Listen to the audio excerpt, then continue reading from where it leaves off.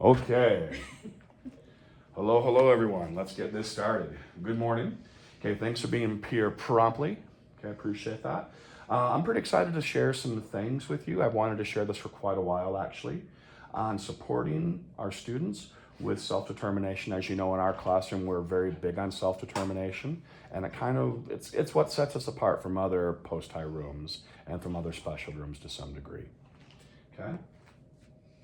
So just so you know, I have 3 expectations or norms for this training because this is a paid opportunity. So number 1, respect each other's different opinions and life experiences. We will not see all these things the same way, I guarantee it.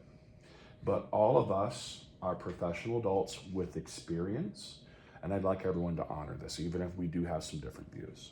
Okay. My second ask is please put away your phones and any other distractions. Food's okay. For the duration of the training. And finally, make this training a safe place to be vulnerable and sandbox ideas. So here's just a simple truth. If we can't be vulnerable, and if it's not safe to be vulnerable as we talk about some of this, honest and authentic conversations can't happen. And so in order for me to present this, I'm going to have to say, you know what? I don't know that I thought about this the right way, or I'm not quite sure I did the right thing, and now I'm thinking about doing it this way. If I'm not willing to be honest and vulnerable in my conversations, and you, in your conversations we're going to have with your partners and with me today, then I don't think we're going to make as much progress as we could have. So make this a safe place. This is a zero judgment room. Wherever you are, and this is a safe place right now to be vulnerable. Okay? Does everyone agree to these 3 expectations or norms? Yes. Okay. So here's what I'm thinking for the schedule. We'll do our welcome and agenda overview. We're going to get into some lecture about self-determination and best practices. We're going to have quite a few activities. We're going to look at different scenarios and strategy brainstorming. And then we're going to get to some action plan creation, resource sharing. And then finally, we'll do some questions and answers and talk about the next steps and at the very end, the exit ticket. Okay? Okay, so who can do this from their head? What is the mission of LCSD, Logan City School District? That the students will leave ready to contribute to their community and society. Yes, you have it right. I love our mission statement, and I authentically believe in it. The mission of Logan City School District is to ensure that all students leave our schools ready to create a positive future for themselves and their community. And I think that's absolutely perfect for post-high. I don't think I could possibly get it any better than that. That this is a well-written mission statement. So why should we even care about self-determination? Well, number 1, it's the law. It's actually part of the modern laws, okay? And 2, because it's best practice. Okay, why care? Because you should. Okay, let's talk about some hard things. Some of these, it's hard for me to talk about. It's not the truth I want. It's not what I want the truth to be, but it is the truth. And because this is a hard truth, it's uncomfortable for me to talk about this, but I'd rather own that these are the facts and then use that as kind of a call to action. At present, most young adults with severe disabilities exit high school and enter adulthood unable to be financially self-sufficient and are dependent on government subsidies. And I cited some research that shows that, okay? The lack of employment results in high poverty rates for persons with severe disabilities. And once again, I cite some research that shows that. And even when employment is obtained, the results can still be quite discouraging. When persons with severe disabilities such as autism succeed in paid employment with vocational rehabilitation supports and government subsidies, they often generate an annual income below the poverty line. And once again, citing the research that shows that. Several articles of research that show that actually. Much of the work involves low wages and few hours, and almost half of the employed persons worked in segregated settings. Okay. More concerning, the results are not improving. Since the 1990s, vocational outcomes achieved by young adults with severe disabilities have not increased. And I know our heart wants us to be the exception, and perhaps in our classroom we are, but we're talking systematically nationally. Okay? The truth is, most post-high students with disabilities struggle to advocate for themselves and make informed decisions about their futures. Lack of self-determination skills can hinder their ability to transition successfully into adulthood. Indeed, a significant body of research highlights self-determination as a critical predictor of post-school outcomes for students with disabilities. And I cited 3 different articles there that show that from the research. Many post-high students with disabilities struggle to advocate for themselves and make informed decisions about their future. A lack of self-determination skills can hinder their ability to transition successfully into adulthood. So why care about self-determination? Because of this.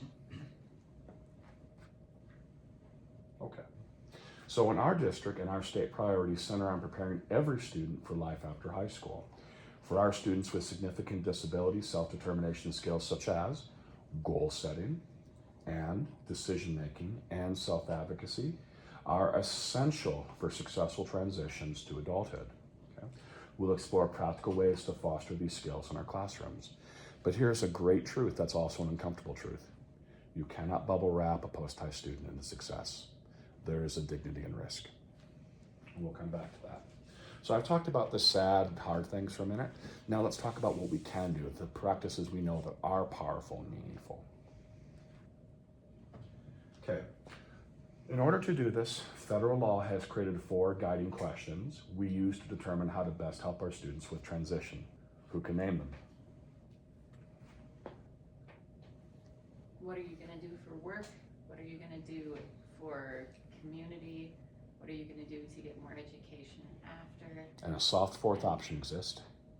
And where are you gonna Where are you gonna live? Almost.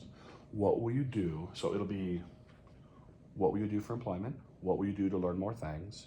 What will you do to live independently, or as independently as possible? And the soft 4th option is, how will you be a part of the adult community? It's not directly listed, but it's implied in the soft language of the current law. Okay? Some people count it, some people don't. You can go either way on that one. But I count it, because I think it's helpful. I think it adds value to their lives. So let's begin by sharing our current understanding. When you hear the term self-determination in the context of special education, what words or ideas come to mind? So here's what I'd like you to do, and we're going to be doing this quite a bit today. Find an elbow partner. Okay? And you can be in a group of 2 or 3, and that's fine. Okay? You have 1 group of 3, 1 group of 2. We should have had 3 groups of 3, but we had 1 person who is taking care of something. So I'll give you about 30 seconds, just share a quick thought or 2 with each other. So when you hear the word self-determination in the context of special education, what words or ideas come to mind? Yep.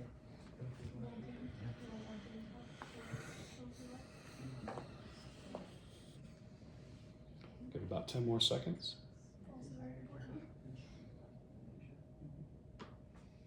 Okay, we'll call time. Can I have 1 person from this group share? Wanting control of your own life and making choices together. Making that, have that drive towards control of your own life, that internal locus of control. Yeah. Okay. That was ours too. Yeah. Perfect. Okay. Yeah. Nothing wrong with that. Who can give me 1 more thought? Could be anyone from either group. I'll give you a thought just from the top of my brain. It's messy. It's not easy. It's a messy, tangled process. Very often you're going to take steps back as much as you take steps forward. Yeah. Okay. So what's 1 thought about this that I have? It's complicated. Post-high is all about transition. We already know this. It's our bread and butter. And we know transition in this sense means growing up. It's the process of leaving your childhood behind and entering the adult community. I love this definition. This is from an old transition expert named Andrew Halpern. And he said what transition really is a period of floundering that occurs for at least the first several years after leaving school as adolescents attempt to assume a variety of adult roles in their community. What does it mean to flounder? I'm doing it right now. Yes. I have no idea what you're doing with your life. No, that's okay. Not only is it natural, but to some extent, I'll go so far as to say it's appropriate. Floundering is when you bring a fish out of water onto land and it flops around, trying to get back to where it belongs. But in the case of our students, they're not going back to where they were. They're going to have to enter new waters. And they do flounder. And they splash, and sometimes it's messy, and sometimes it's upset or emotional, especially when they first come in and when they get near the end. Has it ever happened in this class that we students freak out the last 6 months in the class? Yes. Oh yeah. Happening now, arguably. Transition is a process that takes several years. It is sometimes explained as being like the building of a bridge or the laying of the foundation to build a house. But I have found it's more like a crossword puzzle. The answers will have to be frequently erased and re-entered and retried in order to make all the pieces align going down and across. They're going to be erasing and retrying frequently, even when you think you found an answer that fits. All students with and without disabilities go through transition. It's something we all experience. Some of us on the younger side might be even experiencing right now. Okay. But the truth is, it's not easy for anyone. Transition is a lot of work. This will be the most exciting and scary thing our students have ever had to do in school. Okay. All right. We're going to skip this for the moment. So self-determination is not an on-off switch. You don't just say, boom, self-determined. Self-determination is not something you do. It's not an event. We brought little Bobby into his IEP, and we asked him what he wanted to be when he grew up. We self-determined him. That's not the way it works. Now, I'll say something even harder. Self-determination is not a process. That's a little bit more complicated, isn't it? Self-determination is a disposition. It's taking action by the person whose life we're looking at. It's their personal disposition towards controlling the event in their own life and the actions they take in support of that disposition. You cannot do self-determined to someone else. You cannot put someone through a process and have them be self-determined. There's processes that are adjacent to self-determination.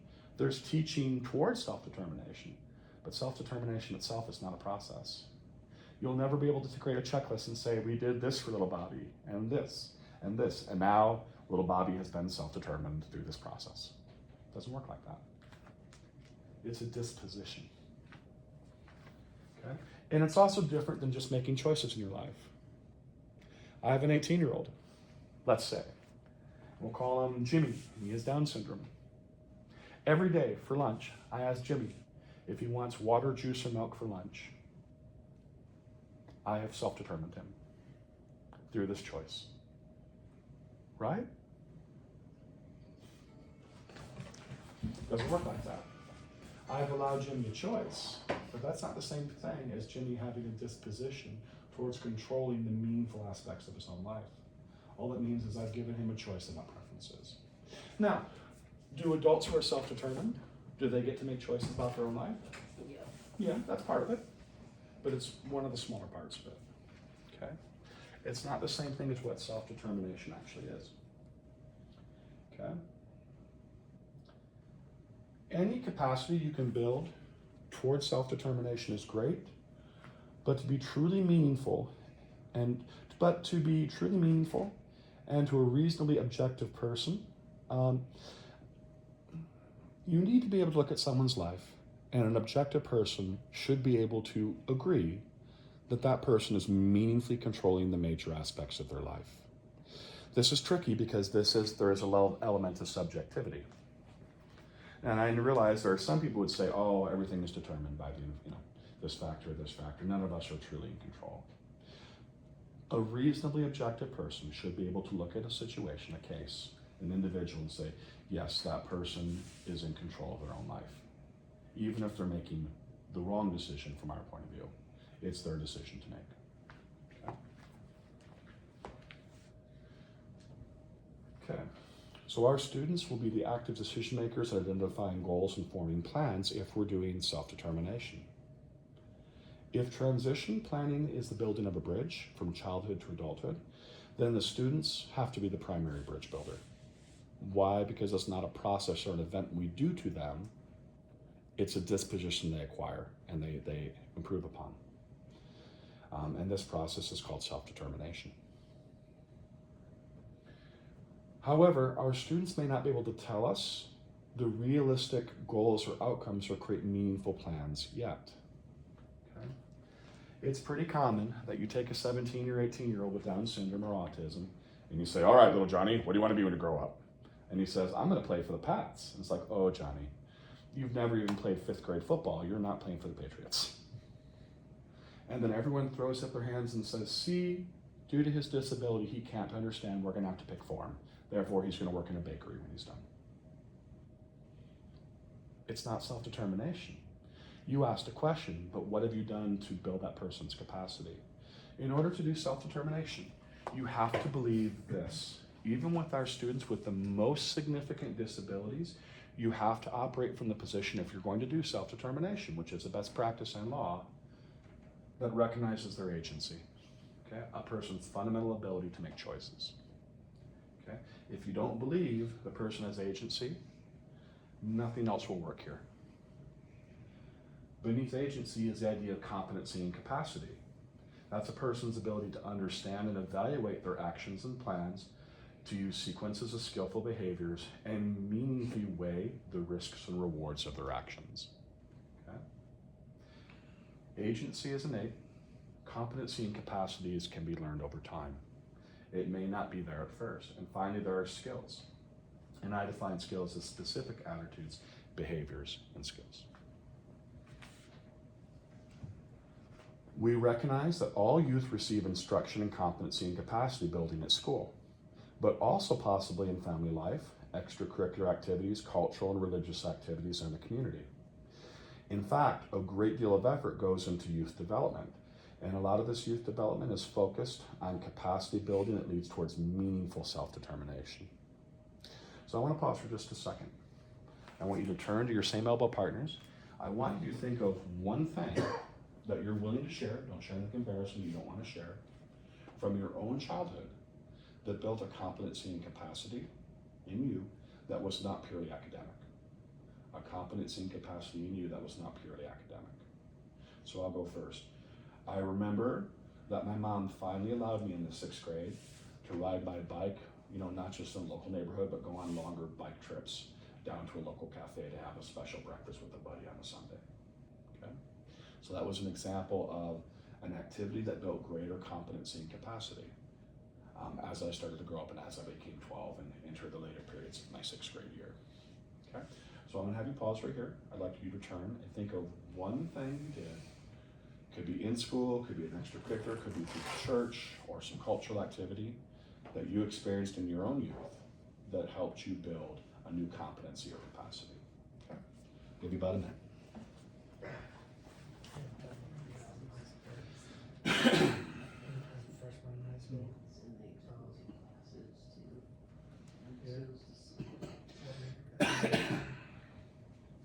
My middle school classes, which was crazy. But one of them was a public speaking class. One was a public speaking class. Give you 30 seconds. School play.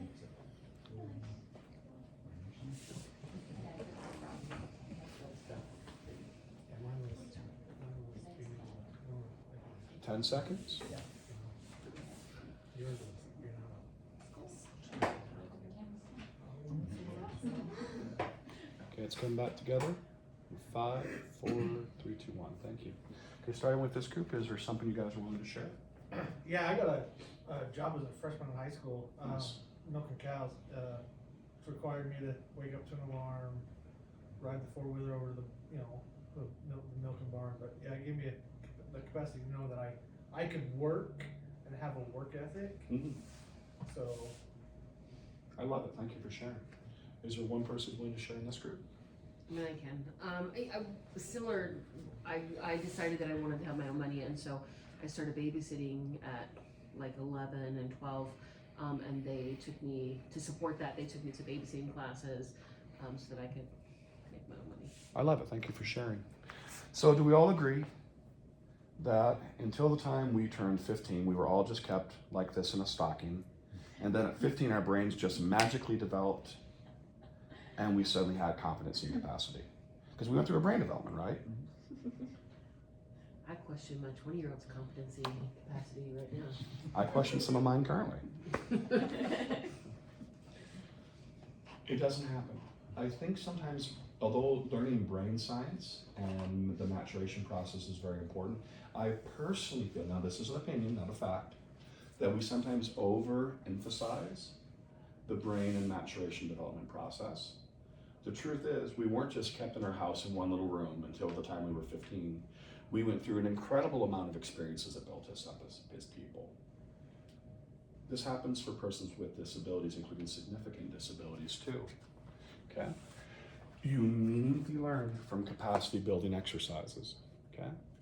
In some local religious traditions, are there capacity building exercises for young men and young women to take on increasing responsibility and authority? Mm-hmm. Sure. Was anyone here a Boy Scout or Girl Scout? Oh, dude, I wish. It's, Oh, you guys all were. was anyone in this group involved in any in high school or college perhaps? And any extracurricular clubs? Sorority. Yeah, super fun. And they do things that build your competency and capacity over time. So let's talk about something obvious first.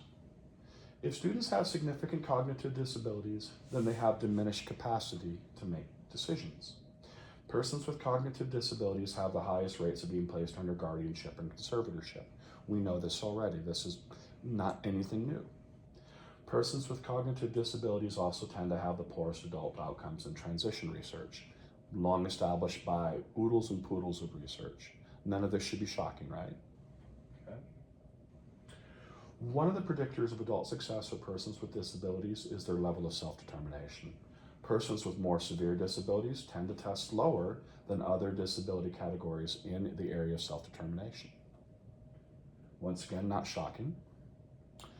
But it would be a mistake to fail to recognize or sugarcoat that there is a relationship between self-determination and IQ. There is a relationship between self-determination level and IQ. But that's only part of the story. This is obvious, this less so. Although the research does consistently show a difference in measured self-determination ability and IQ, there is an association there. It's consistently small. What do I mean by consistently small in this case? It's there, it's real, but it's a weak association. We've known since the 1990s that measured self-determination level is a natural statistical predictor of adult outcomes for people with disabilities. So when adults with disabilities, young adults, naturally develop, and it can happen, self-determination ability, that does predict them having superior outcomes. Now here's the kicker. We have more recently learned through this gentleman's research, the last 25 years or so, that it can be taught. And that when it's taught, it still leads to improved outcomes. When it develops naturally, it leads to better outcomes. But it can be taught. And when it's taught, it also improves the outcomes. That's mind-boggling cool. High self-determination levels correlate to better outcomes in academics, employment, independent living, recreation and leisure, and quality of life. Are those things important and meaningful? Yes. Yeah. Okay. We can take the idea of self-determination, the idea being the primary decision, choice, and decision maker in your own life, and divide it into attributes or domains. And then into various areas of competency and capacity, like we talked about, which can be taught. And then these can be chunked into lessons involving concepts and skills. We can take the idea that every person has agency. We can chunk out and make more concrete the lower level you move it, the idea of what self-determination even is, even to the level as you continue to chunk it down into specific lessons and skill building exercises. That's a really, really, really cool thing. Okay.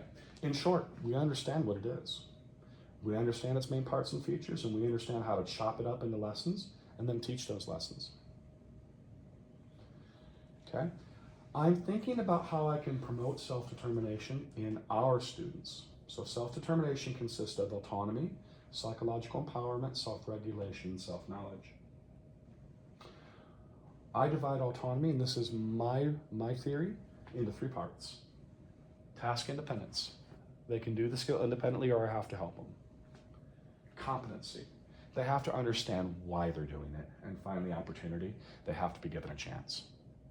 So if I spend 2 years teaching little Jimmy how to flip bacon in the pan, how to do it safely, and I teach him when, where, how, and why he can do that, but mama won't let him do it at home because she doesn't want to mess, is he autonomous? Not in that skill. He doesn't have the opportunity, okay? Okay, so I'm gonna take a little 5-year-old and I'm gonna train her up how to change the oil in my truck. And I'm gonna get her there. I'm gonna teach her how to do it, and I'm gonna get her to task independence, and I'm gonna give her the opportunity. Whenever my truck needs an oil change, she's coming right over. She and I are gonna change the oil on my truck. But is a 5-year-old gonna have the competency to do that? She might have the skill, she might have the opportunity, but what's the odds she truly understands why we're doing that on a deep level? When, where, how, and why it should be done. It might be there, I agree.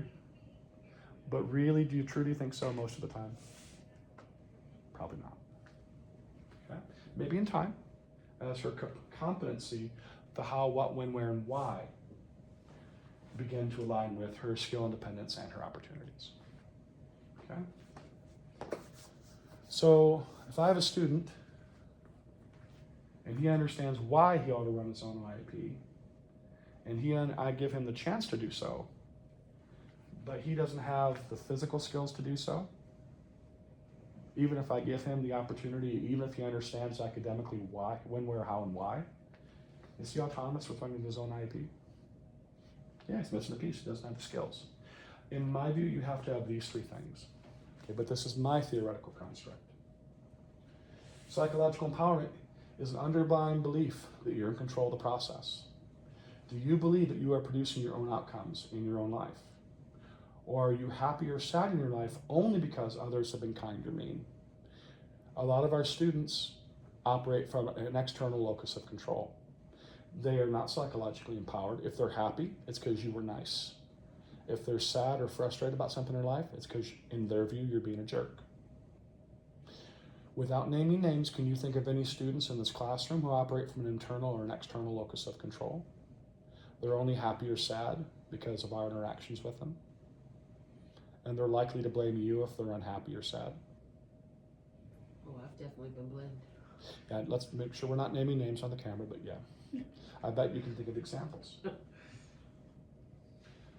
And self-regulation, and this is once again my theoretical construct, it's 3 things. It's the ability to self-monitor, to be aware of your behaviors, thoughts, and feelings, to self-edit, so you have the skill, even when angry or upset, to rein in your behavior or to flip the script, and to self-reinforce, to tell yourself that your actions are aligning with your purposes. So I define self-regulation as these 3 skills. Okay. Pause just for a second and think of a time when you had a big feeling, but you were able to self-edit or choose your behavior and then self-reinforce. We're not going to share those. We're just going to keep those in our own head and hearts. Okay, get cut off on Main Street, you swerve and honk the horn, and then what are we going to do?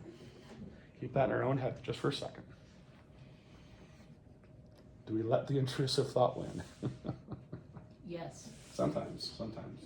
And sometimes we gotta do a good job with recognizing where we're at, self-editing, making a correction in our thoughts, feelings, or behavior, and then reinforcing, knowing that we align with our purpose.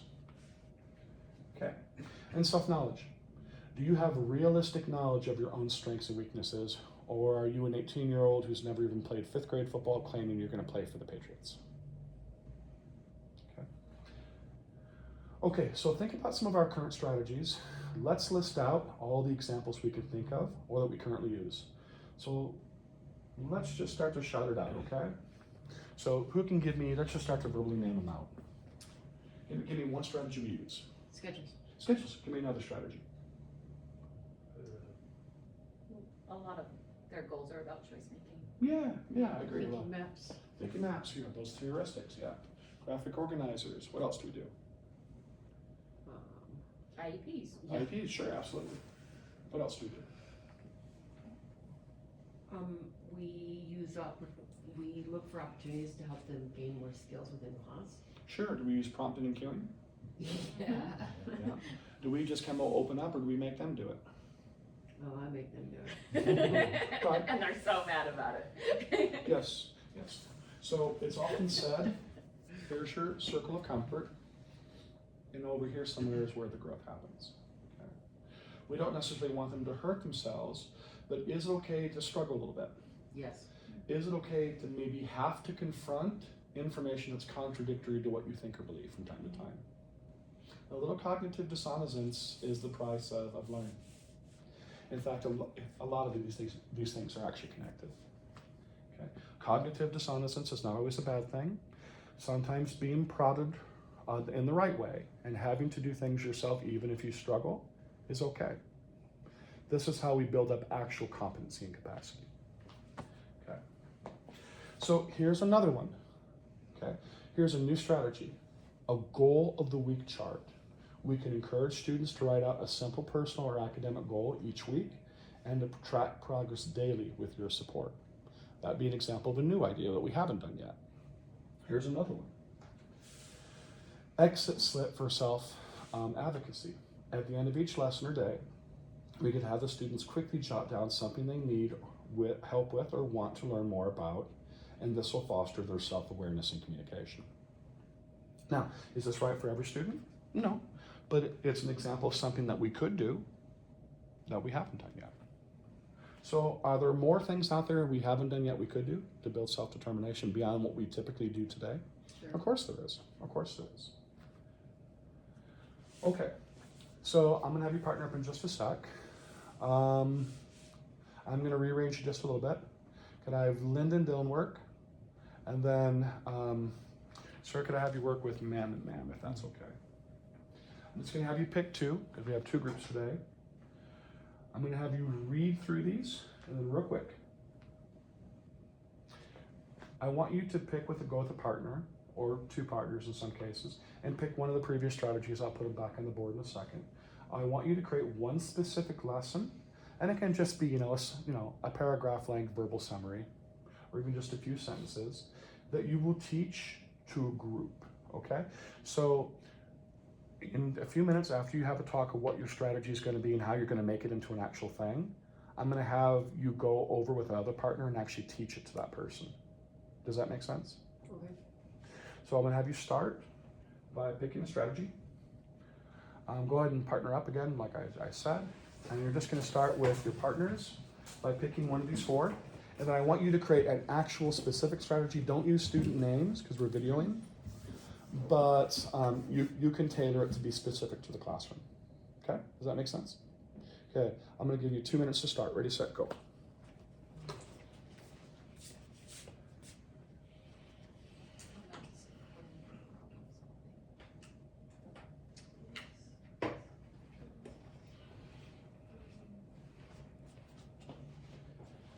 Which ones do the students go from? With all their learning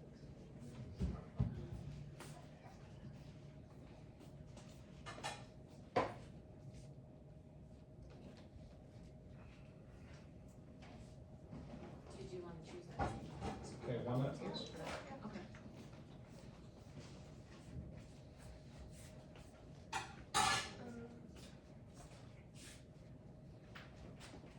like having a conversation with students prior to the test.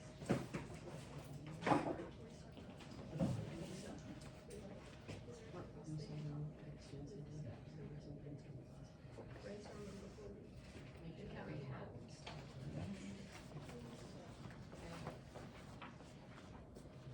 You don't need these quite yet. I'm going to pass them out now. Or do we each get our very own? You won't need this quite yet. I'm going to give it out now. Okay, we're going to come back together in 30 seconds.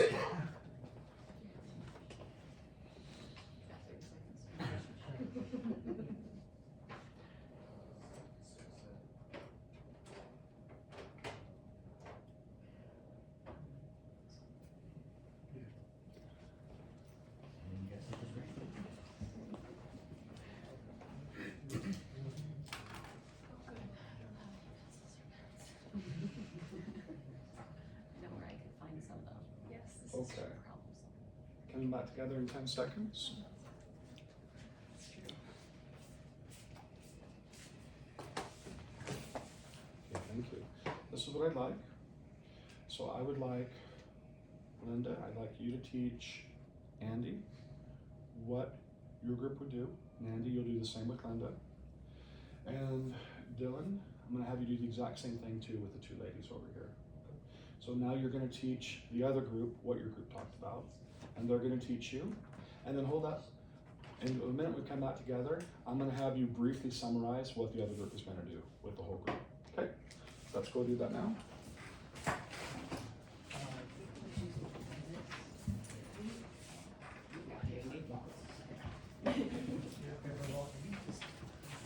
So in the back of each of their binders, we have thinking maps. I've been through extensive thinking map training, but these are just tools. You've been here during lesson. These are just tools we use to get them to think about things right around.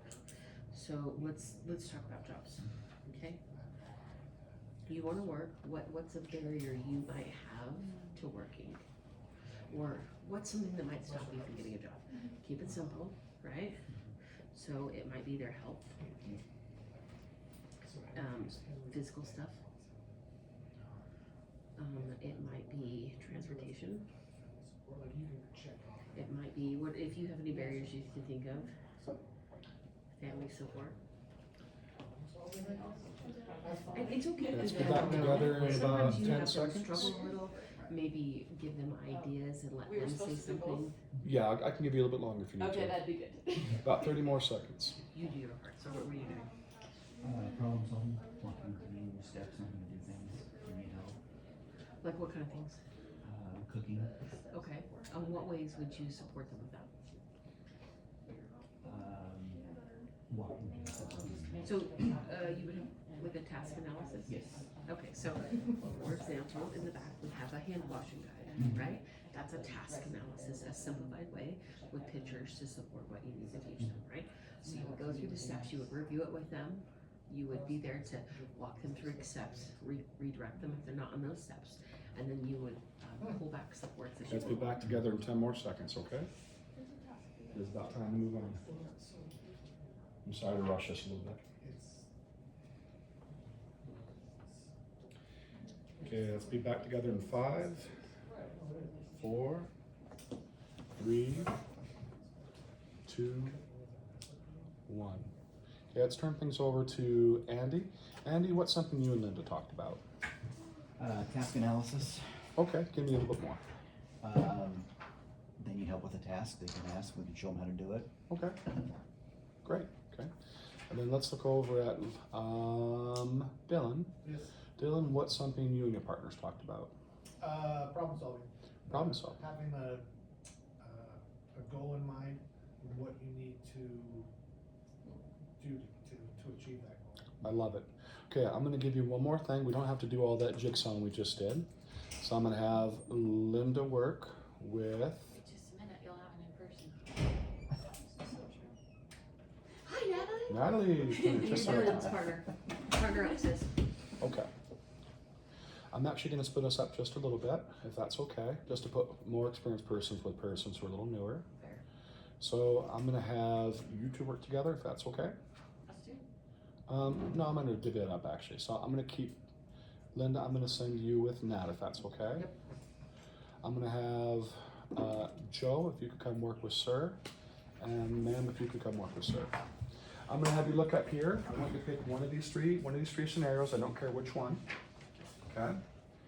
And I want you to think of how you might adapt resources or use peer support to help in one of these cases. So specifically, how you might adapt resources or use peer support to support their self-determination specifically. So a student who has no verbal vocal ability, they can't use any vocal speech, and struggles to communicate preferences during transition activities, what resources or what peer supports might be available? A student who doesn't see the value in work-based learning and avoids completing applications because what's the point of it all anyway? Okay. What resources or peer support could you use to help support their self-determination? And scenario C, a student who wants to attend college but lacks the basic study habits and self-advocacy skills. So let's do this. I'm going to give you guys scenario A, scenario B, scenario C. I'll give you 1 minute for a quick discussion. Just be ready to share a quick few thoughts. Ready, set, spaghetti. Do you have any thoughts about that?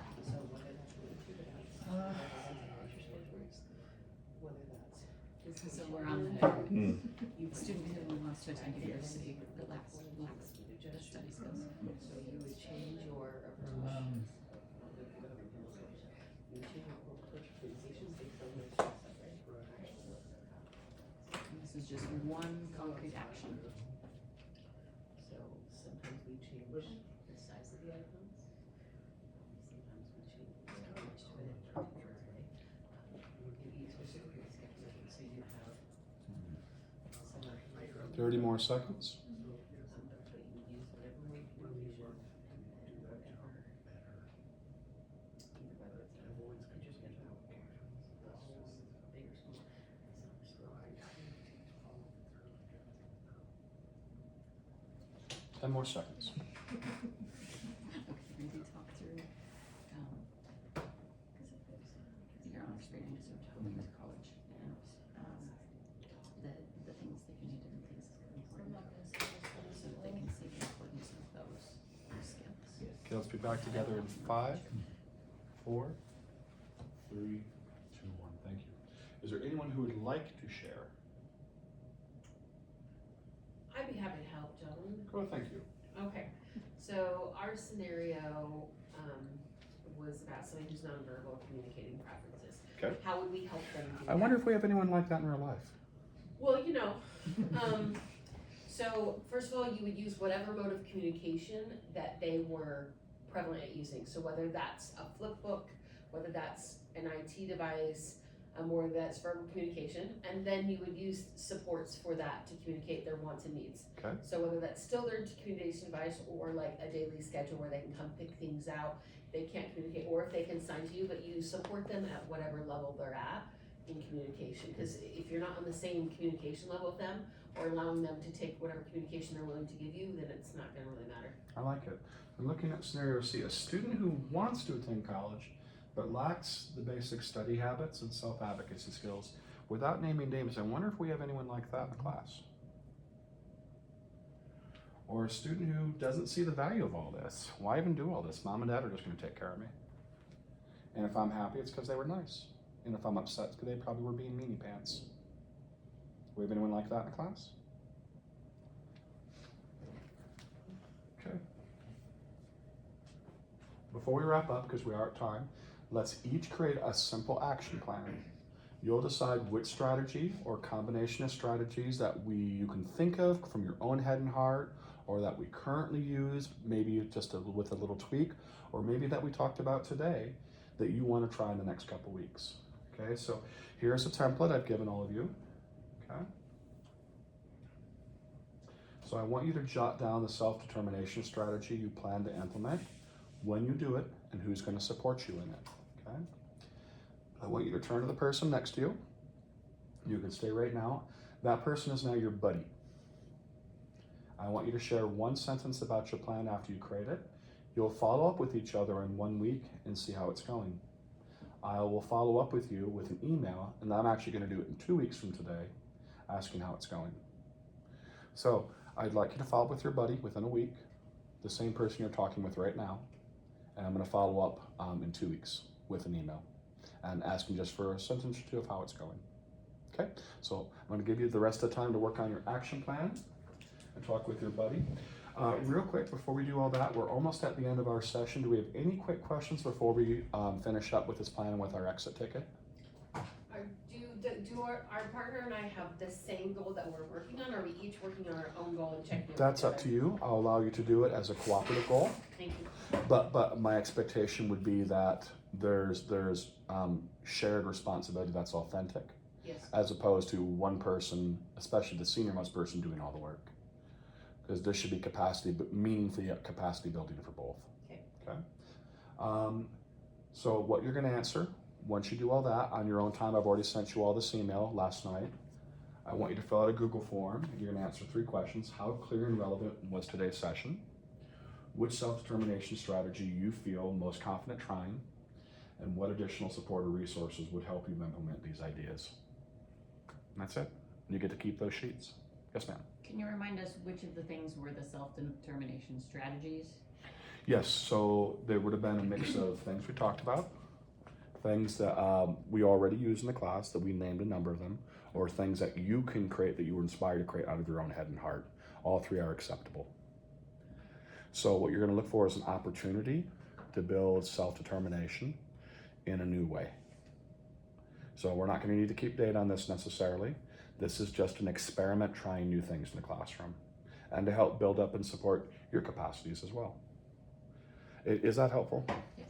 So I'm not going to say I want you to use this strategy or not. It could be something we already use, but done in a new way or applied to a different student. It could be one of the strategies we talked about today. Or it could be something you said, you know what, we didn't talk about this and we haven't used this, but I think this would be a cool idea I want to try. And it's just for my own head and heart. I do things like that all the time. Okay. You don't need to turn these in. And when you get all those things done, you can do the exit ticket even later on today if you want. Other than that, we're going to wrap it up. Thanks, guys. Thank you.